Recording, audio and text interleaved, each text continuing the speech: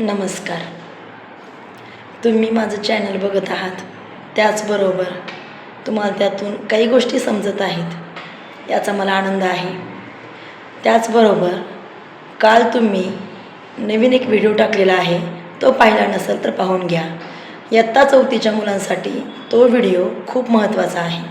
वाक्यांचे भाग हा चॅप्टर त्याच्यामध्ये मी क्लिअर केलेला आहे.